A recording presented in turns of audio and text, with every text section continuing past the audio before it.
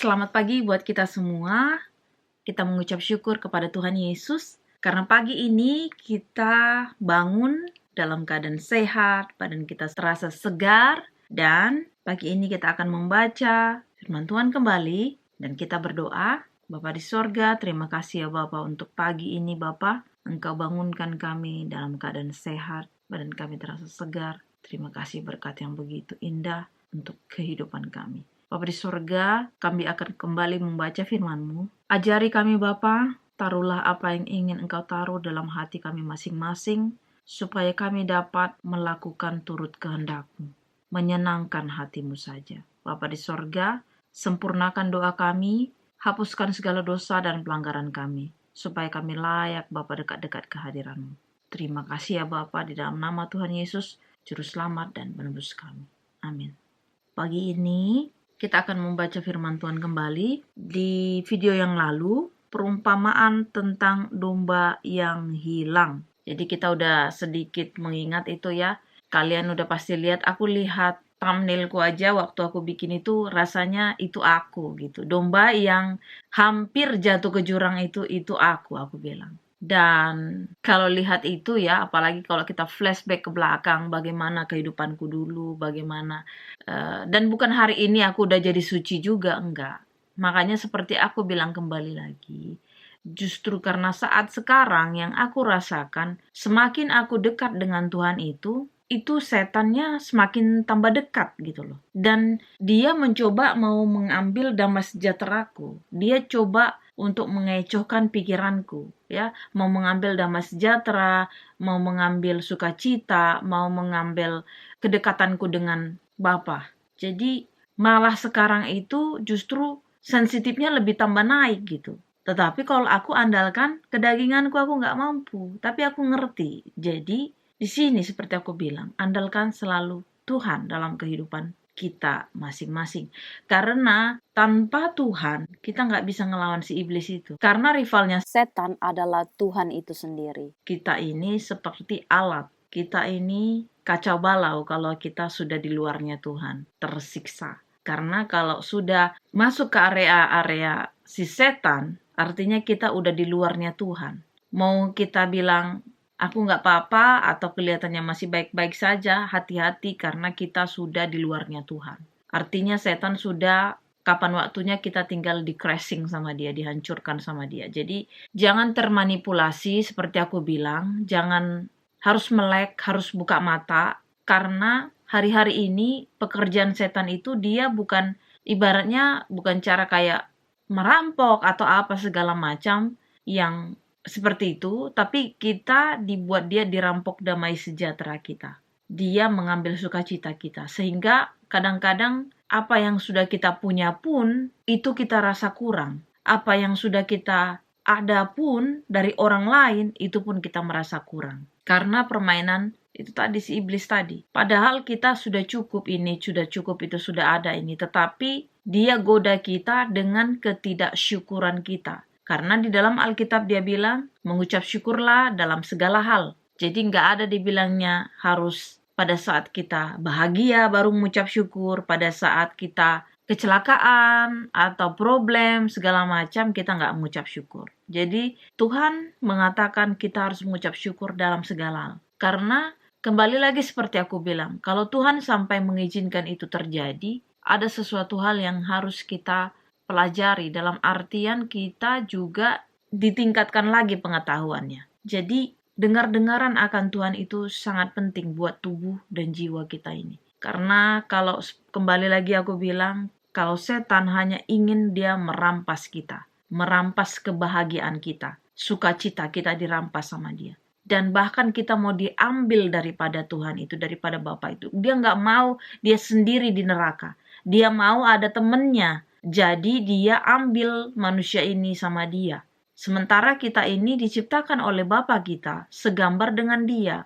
Harusnya kita tahu siapa Bapa kita. Dan harusnya kita tahu bagaimana kita bertingkah laku. Karena Bapa kita cinta kasih. Ia cinta kasih kepada siapapun. Tidak ada di sini harus kepada orang yang pintar, kaya, tinggi. Dia datang kepada orang berdosa.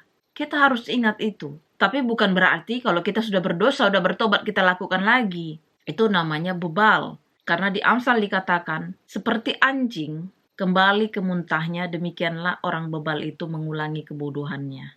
Jadi jangan jadi orang bebal. Kalau kita sudah bebal, itu bukan gak tahu, tetapi mengeraskan hati. Jangan keraskan hati, karena kayak manapun, pilihan cuma hanya dua, ikut Yesus atau ikut setan. Ikut setan menderita, atau ikut Tuhan Yesus, meskipun kesannya menderita, tapi di akhirnya nanti kita kekal bersama Dia, hidup selama-lamanya, dan tidak ada penderitaan di sana, tidak ada tangis-tangisan, tidak ada sakit penyakit, dan di sana akan ada yang namanya sukacita, kedamaian. Dan seperti di sini ya, kembali lagi pada saat Tuhan Yesus itu digambarkan di sini, perumpamaannya itu bagaimana seorang tuan yang mempunyai 100 domba, kemudian satu dombanya itu tersesat dari domba-dombanya yang lain. Artinya 99 domba ini dia nggak tersesat, dia tetap ada di situ ya. Tetapi yang satu ini dia tersesat. Kalau lihat di thumbnailnya aku itu, dia itu seperti hampir ke jurang. Sampai ibaratnya si tuan pengembala ini mau mengambilnya aja sampai harus merelakan ya nyawanya juga itu. Karena itu kan terjal. Posisinya itu kan terjal.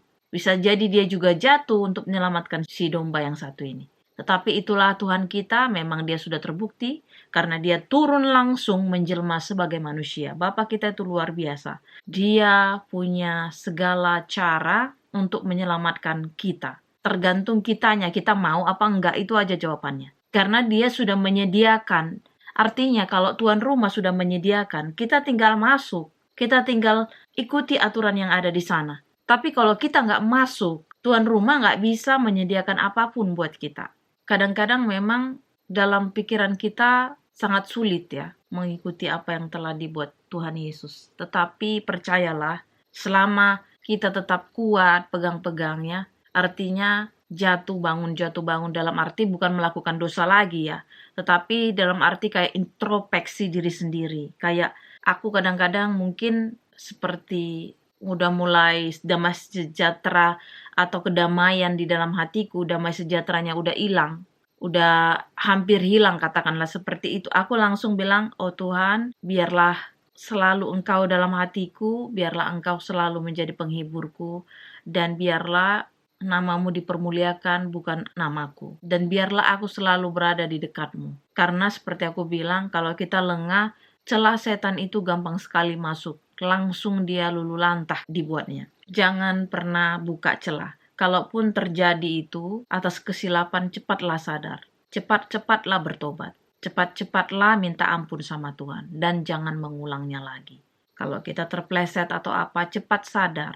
Supaya kita bersiap. Karena kita nggak tahu kedatangan Tuhan Yesus itu kapan. Karena kita nggak tahu kapan dia menggenapi apa yang sudah di sini. Kita harus menyiapkan diri kita. Kemudian kita akan membaca di Matius 18 ayat 15 sampai 20. Hanya di satu kitab aja di Matius tentang menasihati sesama saudara. Apabila saudaramu berbuat dosa, tegurlah dia di bawah 4 mata. Jika ia mendengarkan nasihatmu, engkau telah mendapatkannya kembali. Jika ia tidak mendengarkan engkau, bawalah seorang atau 2 orang lagi, supaya atas keterangan 2 atau 3 orang saksi, perkara itu tidak disangsikan. Jika ia tidak mau mendengarkan mereka, sampaikanlah soalnya kepada jemaat.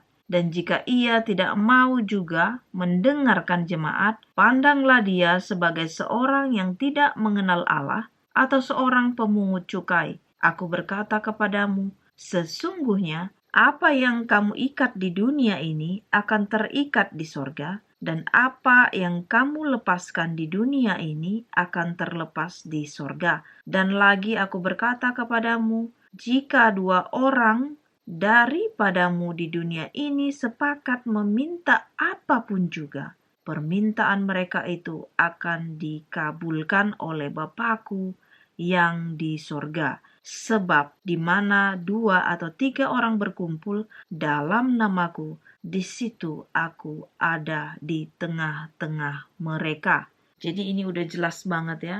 Kalau ada seseorang yang melakukan kesalahan, kita boleh menegur dia, tetapi kalau kalian baca sering-sering di Alkitab ini ada juga di ayat yang lain ya, dikatakan bahwasanya kita menegur saudara kita yang melakukan kejahatan atau dosa, tetapi hendaklah juga kita mawas diri. Kita jaga, jangan sampai kita pandai menasihati orang, tapi kita nggak pandai menasihati diri kita sendiri. Ini kita juga harus peneguran itu nggak di publik katanya. Ibaratnya di bawah 4 mata. Makanya dibilang kalau menegur itu jangan di depan umum. Supaya orang itu pun bertobat. Kalau kita menegur seseorang itu, dia mau bertobat atau dia makin jauh dari Tuhan. Atau dia jadi marah. Jadi kalau kita inginkan seseorang itu bertobat, kita harus bawa dia, kita nasihati dia 4 mata, jangan di depan umum. Sehingga dia pun bisa berubah. Itu pun kalau kita 4 mata, bahasa kita bukan menghakimi, tetapi menasehati. Karena banyak orang kalau ditanya pengertian menghakimi sama menasehati, tahu. Tetapi prakteknya itu kadang-kadang nggak pada porsinya. Jadi kita diingatkan sama Tuhan supaya kita menegur 4 mata, dan pastinya menegur itu bukan menghakimi ya, karena hakimi itu cuma Tuhan. Kemudian kalau dia mendengarkan kita mendapatkannya kembali. Tetapi katanya kalau kita nggak mendapat, atau dia kalau ngeyelan, nah kita panggillah 1-2 orang teman kita ya untuk menasihati. Kalau juga nggak ngerti juga, nggak bertobat juga, kita sampaikan ke jemaat. Kalau sampai diperkira di jemaat, artinya kan kalau zaman dulu itu kan segala sesuatu kan itu di dalam gereja, jemaat itu seperti ikut serta waktu itu ibaratnya ya. Kalau sekarang kan hakim jadinya ya, hakim kalau ada pun keluarga sama ini, tapi kalau terlalu parah baru masuk ke pengadilan. Jadi waktu itu ya kepada jemaat, kalau juga dia pun masih ngeyel, nggak ngerti kata Tuhan, anggaplah dia katanya sebagai seorang yang tidak mengenal Allah katanya, dan kemudian sebagai seorang pemungut cukai. Jadi di sini dikatakan apa yang kita lepaskan ya di dunia ini ya, dari kita menasihati orang, kita mengabar Injil, kita membantu orang dan sebagainya. Apa yang kita buat di dunia ini di sorga juga akan dicatat. Jadi apa yang kita lakukan di dunia ini di sorga akan dicatat. Karena baik salah, baik benar, kita dicatat di sorga. Jadi hendaknya kita buat yang baik, supaya catatan kita itu baik semua. Dan itu menyenangkan hati Bapa pastinya. Kalau kita melakukan kejahatan terus-terusan, tidak ada pertobatan, sudah tahulah itu berarti mengarahnya bapaknya si iblis, si jahat itu. Tapi kalau kita tetap, bukan maksudnya kita nggak pernah jatuh ya. Seperti aku bilang juga, seperti domba ini, sudah tersesat dia, kemudian ditemukan oleh Bapa di sorga, sangkin dia senangnya dia sampai taruh di pundaknya. Seperti itulah berharganya kita di mata Tuhan. Jadi kalau kita sudah diangkat sampai seperti itu, dicari sampai seperti itu, dengan gampangnya kita lagi melakukan dosa. Coba kalian pikirkan. Makanya kalau kalian sudah bertobat, jangan ulangi lagi, jangan mau jatuh lagi. Kalian harus bilang sama diri kalian sendiri, aku anaknya Tuhan. Jadi kalau kira-kira mau jatuh, kalian cepat-cepat langsung sadar. Cepat-cepat bertobat, cepat-cepat langsung doa. Tuhan tolong bantu aku.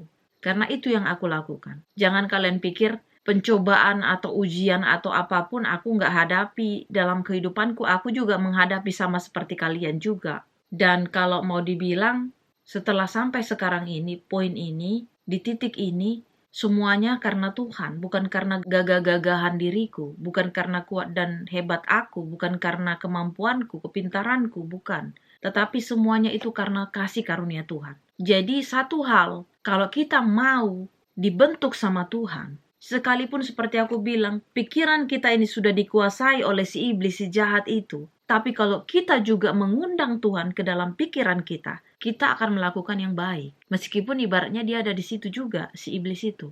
Karena apa? Iblis itu takut sama Tuhan. Iblis itu mampus dia sama Tuhan. Dia nggak bertahan dia. Makanya selalu undang Tuhan Yesus, undang Roh Kudus ke dalam hatimu. Baca firman Tuhan ini, baca. Berdoa selalu, berjaga-jaga, berdoa itu senjata kita. Jadi dalam kehidupan ini kita namanya berperang melawan namanya roh-roh jahat. Senjata kita hanya punya ada firman Tuhan, berdoa, berhubungan langsung sama dia. Itu saja. Jangan mengandalkan manusia. Jangan mengandalkan dirimu sendiri. Karena dengan mengandalkan dirimu sendiri itu sama saja kamu mengandalkan si jahat. Akuilah dia dalam segala hal. Makanya kita harus akui Tuhan Yesus itu otoritas di dalam diri kita. Sehingga dia memampukan kita. Kalau kita nggak mampu. Yang ada kita jadi anaknya si iblis. Satu lagi, jangan termanipulasi. Karena iblis caranya itu halus sekali dia. Dia bisa masuk, kalau nggak iblis namanya dia halus. Tetapi dia mencelakai kita. Dia menyiksa kita. Tapi Tuhan Yesus, dia adalah Bapa yang baik. Kembali lagi aku ingatkan di dalam Alkitab, sekalipun aku berjalan dalam lembah kekelaman, aku tidak takut bahaya. Sebab engkau besertaku, gadamu dan tongkatmu itulah yang menghibur aku. Jadi kasih Tuhan itu tak terbatas. Cari Tuhan itu dengan segenap hatimu, dengan segenap pikiranmu. Secara pribadi ya, langsung ke Tuhan. Kalau kita yang sudah hidup di terang, lahir di terang, cari Tuhan, baca firman Tuhan, baca. Secara langsung. Seperti lagi aku bilang kembali, gak ada salahnya berkomunikasi, berdiskusi dengan pendeta, atau orang-orang tua-tua jemaat dan sebagainya. Gak ada masalah. Tetapi jangan patokkan dirimu kepada mereka, karena mereka sama seperti kita manusia. Mereka juga bisa melakukan dosa dan bahkan kamu akan kecewa nantinya. Jadi fansnya itu, di video yang lalu aku sudah katakan langsung ke Tuhan aja lah fans kita. Karena kalau ke dunia berarti manusia siapapun lah. Mau artis, pejabat, orang kaya, bisnismen, dan lain-lain. Jangan patokkan dirimu sama dia. Boleh aja fans atau role model kita ini, itu, kita bilang. Tapi jangan fanatik. Karena kalian akan kecewa. Kalau kita udah kecewa kan kita jadi apatis gitu ya. Jadi kayak nggak percaya sama siapa-siapapun gitu. Makanya dari awal itu percaya sama Tuhan aja, nggak usah sama manusia. Kalau sama Tuhan, sudah pasti kita tidak kecewa. Dan akui dia. Jangan mengandalkan dirimu sendiri. Karena ada pepatah, aku pernah dengar apalah itu. Pokoknya intinya, dia menciptakan Tuhan di dalam pikirannya sendiri. Jangan salah. Kalau kita orang berdosa ini, kita menciptakan Tuhan dalam diri imajinasi kita ini, kita udah sama kayak si jahat. Artinya, Tuhan yang baik apa sih yang kita katakan kalau Tuhan itu baik? Artinya begini. Sebaik apa Tuhan itu kalau dia memang Tuhan yang baik bagi kita? Apa harus dia memberkati kita terus-terusan, baru kita bilang dia Tuhan yang baik? Apa kalau dia tidak memberkati kita, kita bilang dia Tuhan yang jahat? Tuhan itu sampai selama-lamanya, kapanpun dan dimanapun dia adalah pengasih dan penyayang. Jadi kita harus taruh itu dulu poinnya. Seperti aku bilang, pada saat aku kanker itu, aku belum diubahkan dalam artian aku merasa kesannya Tuhan itu kok jahat sama aku. Kesannya kok Tuhan itu marah sama aku. Kesannya aku udah lakukan ini itu, kenapa dia melakukan ini? Tetapi kembali lagi seperti aku bilang, Tuhan itu sampai kapanpun dia mencintai kita. Orang berdosa ini. Kalau nggak dia mencintai kita, dia nggak akan turun. Dia nggak akan pernah mati. Tapi karena dia mencintai kita, dia merelakan menjelma menjadi manusia dan dia disiksa. Ya, diperlakukan tidak adil, dia mengalami yang namanya penyalipan. Tetapi kuasanya nggak berubah, kuasanya tidak pudar.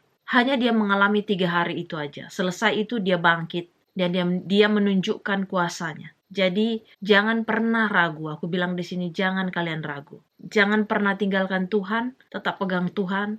Dalam berlinang air mata, berdoa, nggak apa-apa. It's okay. Karena selama kita pegang Tuhan selalu, Tuhan akan membantu kita. Tuhan akan selalu menyertai kita, menjaga kita. Yakinkan itu pada dirimu sendiri. Jadi, seperti aku bilang, selalu ngefans sama Tuhan Yesus. Fans fanatik Tuhan Yesus ke dalam ya, bukan keluar ya. Kadang-kadang banyak orang juga jadi fanatik, hanya mau ngoreksi orang, ngakimin orang, kamu haram, kamu berdosa, kamu itu, bukan gitu. Tetapi ke dirimu, introspeksi. Look to yourself. Lihat, oh aku udah lakukan ini belum? Oh aku udah buat ini belum?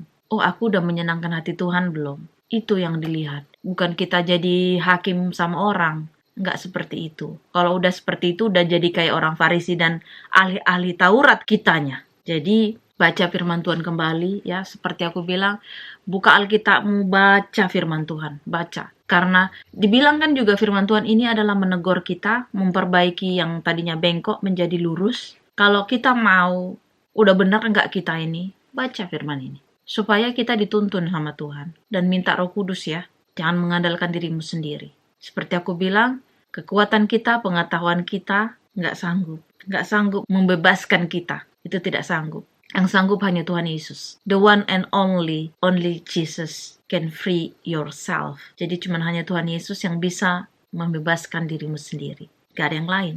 Gak ada yang lain. Bukan keluargamu, bukan suamimu, bukan istrimu, bukan temanmu, bukan orang tuamu, bukan anakmu. Cuman Tuhan Yesus yang bisa membebaskan dirimu sendiri. Memberikan kenyamanan, sukacita, hanya Dia. Percaya sama Dia, cari Dia dengan segenap hati.